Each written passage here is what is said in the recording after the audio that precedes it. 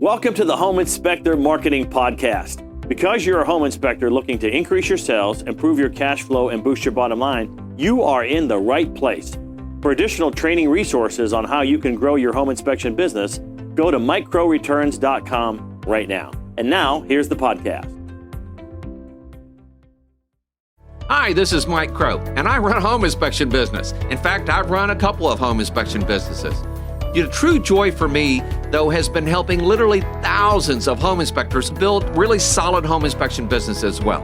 We can help a single-man operation be able to do over $300,000 a year, maybe all the way up to $400,000 a year as a single inspector operation. Even better for me is the 80-plus companies that we have helped be able to build million-dollar home inspection businesses, and they only work in their business about half a day a week in the process. I would like to help you be able to do the same thing. This is Mike Crow out of Texas here, and we're just getting ready to have some fun. We started a whole series on the foundational information that I used to help build not only my home inspection company, which went over $1 million, and we were one of the top 3 largest companies out there. We helped 80 plus other companies build $1 million home inspection businesses as well. So I run a little thing called the $1 Million Club now. Almost every week I get a call from somebody going, "Hey, Mike, I just wanted you to know I hit the $1 million mark this year." You know what? That does my heart so much good. Here's the other thing is, if you're a single-man operation and you want to stay a single-man operation, that's fine. We've got guys hitting $300,000 and $400,000 a year. Think about that, $300,000 to $400,000 a year as a single inspector operation, okay? Because they're putting into place some of the foundational information that we're talking about. So we started with this book, this series about the E-Myth. And the new book out there, when you go to order it, will be the E-Myth Revisited. So we've got the E-Myth, but that's where I started with, and we're in actually only chapter 2. And in chapter 2, it talks about the entrepreneur, the manager, and the technician. So one of the things that we talked about last time was the fact that almost everybody that goes into business is a technician. And I may have said this, and I'll probably repeat a few little things, but if I repeat it, just understand it's probably really important.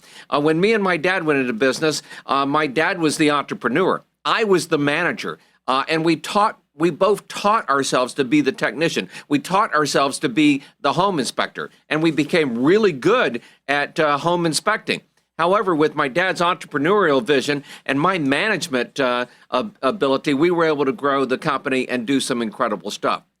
Now, even as we did that, though, I built it wrong, and I built it, and I made a lot of mistakes, and the company almost crumbled underneath me.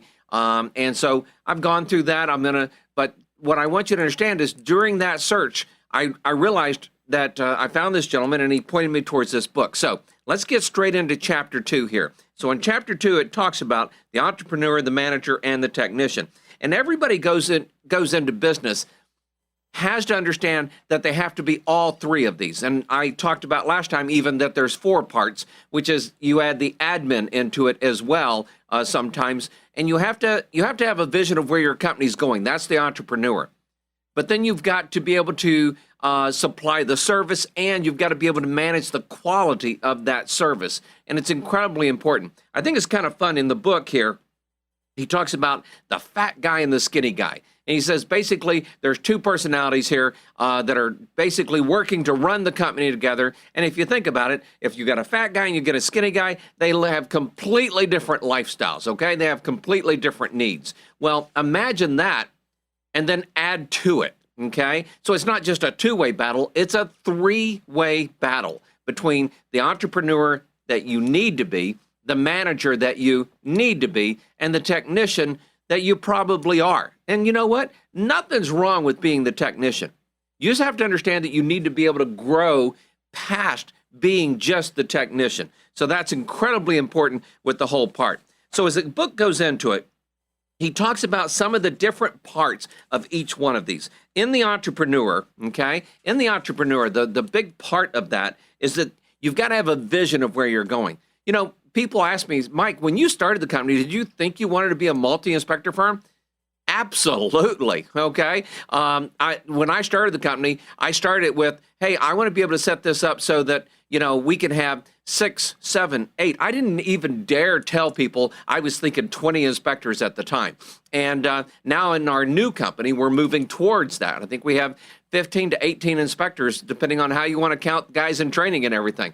But the big thing is you got to have a vision of where you're going. What does that company look like? And the visionary, that entrepreneur visionary is incredibly important. And you've got to understand how many hours you want to work, how many hours you think other people are going to work, what kind of jobs are they going to do. You have to have the ability to envision all of that. Now, I'm going to tell you a secret. My oldest son is running our inspection business, and he's doing a great job. He's doing an incredible job. And one of the things I told him not too long ago was, son, I'm waiting for you to become the new entrepreneur in this company. And he looked at me and he went, what do you mean? I said, well, right now you're the manager. You're the general manager. You're doing a great job. And he only does maybe one inspection a week, and he does that to try to train people and stay on top of things. I said, but what are you going to do? What's your vision that you're going to do to take this company to the next whole level in the industry? And he's working on that. So it'll be very interesting. And I want you to understand, when my dad was the visionary, he did all that. And I knew I was the manager. I knew he was the entrepreneur. I also realized I was going to have to become the entrepreneur. And I have. I've become the entrepreneur over and over, okay? So we added on a pest control company at one point. We added on this type of service. We added on that type of service. And then eventually I sold the company. And then eventually we added in, where we were coaching home inspectors all across North America. And then we added in different things. Then I went and bought a second company. And so I became that visionary. And you have to, at some point, just sit down and ask yourself, over the next 3 years, and you need to understand, I'm not looking for numbers here. It's always nice to say, oh, we're going to grow 200,000. But a manager does that sort of stuff. As a visionary, what are you going to change in the company, your company, in the next 3 years to truly become that solid entrepreneur? And we'll talk more about that later. But keep in mind, as he says in the book, the entrepreneur is the innovator, the grand strategist, the creator of new methods for penetrating or creating new markets. And when you understand that, everything starts to change. He goes on to say that every strong entrepreneurial personality has an extraordinary need for control. Have you been called a control freak? If not, well, maybe we need to work on that, all right? So I'm known to be a control freak. I tell people that they say micromanaging is bad. And I go, well, no, it's not. That's what successful people do. Now, I will tell you, I've actually created techniques to micromanage so it doesn't feel like I'm doing it. But even then, there's that. The other thing about the entrepreneur, living as we do in this visionary world of the future, and I'm going to tell you a secret here also. I'm one of these weird people that I have the ability to see 20 years into the future.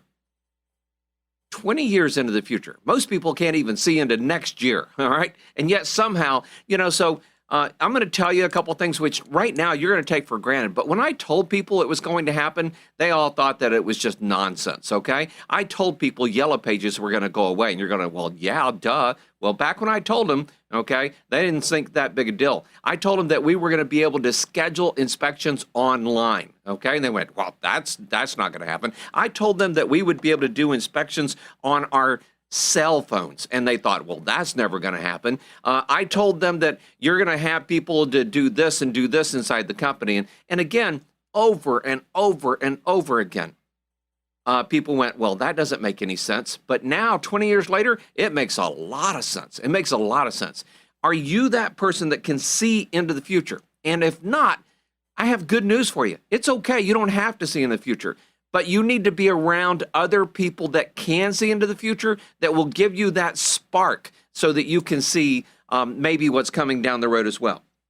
So given my need for change as an entrepreneur, because we always want to improve things, okay? In fact, one of the things on our missions, values, and purpose statement is we constantly improve. Entrepreneurs are always constantly trying to improve. We're not just trying to stay the status quo. And as a result, we find ourselves rapidly, changing things. And if we do it right, we outdistance everybody. Imagine if you were in a NASCAR race and you had the ability to start a whole lap, maybe 5 laps in front of everybody else. Let's say you're in a race that is going to be a 4-minute race, but you are already given a 30-second head start, okay? That's the kind of advantage you have when you see yourself putting the kind of things into place that I've learned from this book that we're going to talk about as we move forward. And, the problem is how you pursue the opportunities without getting mired down inside sometimes by all of the gunk that the business wants to throw at you. And this is incredibly important. In fact, I teach a 2-week schedule, and one of the most important parts of that 2-week schedule I teach is what I call focus time. Do you have time set on your calendar to work as the entrepreneur every single week? You need to have that focus time. And sometimes, by the way, the manager comes out in me and plays that role. So let's talk about the manager, okay? Because here's the other cool thing. If you learn how to manage, and if you don't know how to manage, it is something you can learn. And by the way, if you're not an entrepreneur, it is something you can learn. I want to make sure you hear that loud and clear, because some people go, well, I'm just not an entrepreneur, or I'm not a visionary, or I'm not a manager. That's okay. All of this is learnable. If you don't know how to sell, that's okay. Learning how to sell is learnable, okay? Just like learning how to do a home inspection is something that you're capable of doing and capable of teaching to a bunch of other people as well. So the manager, though, this person, they're very pragmatic, okay? And the manager wants to plan, wants to put things in orders, and he wants things to be very predictable. I'll give you an example. As a home inspector, I can remember, and you're going to laugh at some of this stuff, but keep in mind, I've been doing this for like 35 plus years. I've been doing this since 85, all right? I told people that we needed to have a routine for the inspection. Well, now everybody thinks that's normal, but it wasn't normal back then, okay? It took me like 2 years to create what I considered a very, very good routine. And here's the great thing is we're still doing it today. And my managers are very pragmatic, and they're trying to make sure we're using that routine on every single inspection out there. So the manager, sometimes people don't understand this, but the manager kind of lives in the past. He goes and goes, that's what we did, that works, we want to repeat that. And if you're not doing that, then that's kind of a problem. Now, here's the challenge is the visionary lives in the future, the manager lives in the past, right? And you have to make those two be able to mesh together. And if you're not careful, you're going to have a collision sometimes in that. And again, that's that 3-way battle that's going on inside of yourself. And so I want to make sure that you see that. And so the manager invariably sees, the problems. He wants to build a house, then live in it, like forever, okay? The entrepreneur wants to build a house, and the instant it's done, he wants to build the next house, okay? The manager creates neat, orderly rows of things. I will tell you, I've come into the office on Saturdays and spent a day with one of my employees, and what we did was build a system, and then for years and years, that same system was done over and over and over and over again. I joke with people and say, part of my job is to make your life boring. For the visionary, the entrepreneur, it's not boring. But for the manager, to him, it's not boring. But to an entrepreneur, to do the manager's job would be boring, all right? And I'm also going to tell you that within 3 years of doing home inspections, I was getting bored with home inspections. I didn't want to be a home inspector every single day. And nothing wrong with that, but it's just not in my personality. In fact, I am so blessed that I have people that go, are you kidding? No, all I want to do is do 2, 3 inspections every single day, Mike. If you'll just help me do that, I'll be great, okay? And so that's what we do. Now, let's get into the other side of this, the third part, and that's the technician. And the technician, it's kind of a fun thing. The technician is the doer, okay? If you want it done right, do it yourself. That's the technician's credo, okay? And by the way, they live in the now. They live in the present. So you've got the entrepreneur in the future, you've got the manager in the past that wants to make sure all the systems, and then you got the technician that's out there on the job doing it today, all right? And so you've got to make sure that everything kind of fits there. And honestly, as long as the technician's working, he's happy, but only if he's working on like one thing at a time, one home inspection at a time. Imagine if you had to go do 6 home inspections all at the same time, okay? Technicians wouldn't like that very much. Visionaries would think it'd be amazing. Managers would plan an outline for it to happen. But the technician doesn't want to do that. And when I'm looking for people that want to work with me, that want to be home inspectors, I'm looking for that guy who goes, I don't really want to worry about the marketing. I don't really want to worry about taking the inspections and scheduling them. I don't want to worry about the computer software. I don't want to worry about this and that and this. All I want to do is go do 2 or 3 inspections a day, and I'm happy. I love that guy. I love that guy.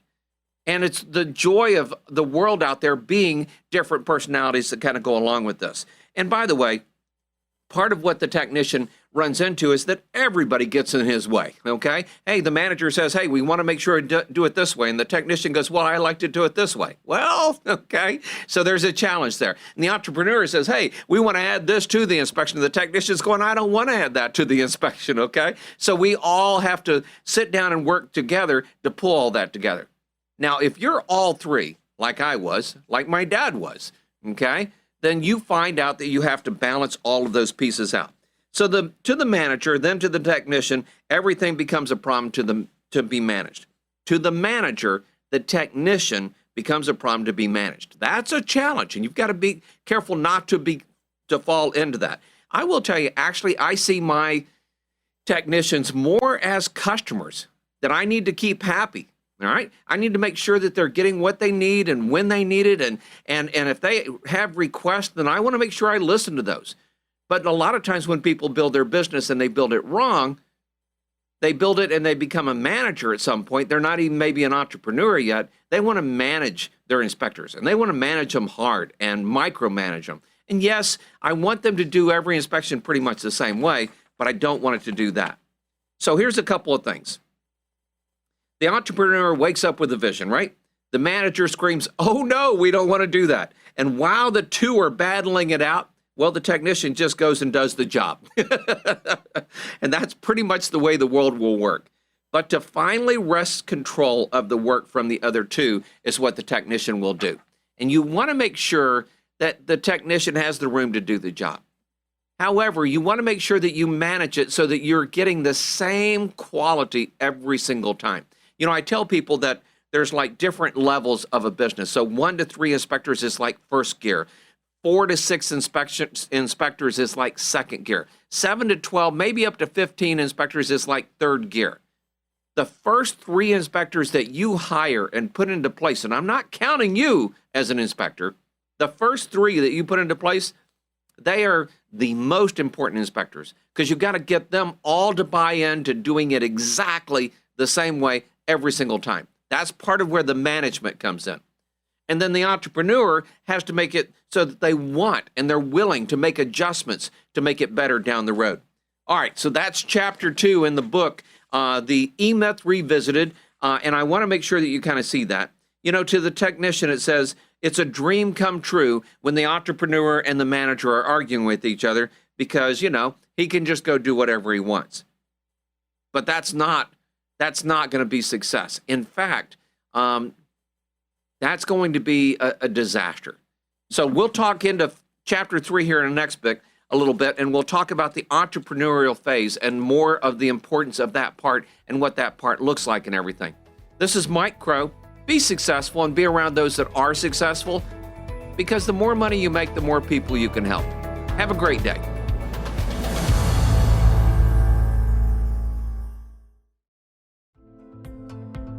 We hope you enjoyed the podcast, and as a friendly reminder, if you're looking to increase your sales, improve your cash flow, and boost your bottom line as a home inspector, go to MikeCrowReturns.com right now.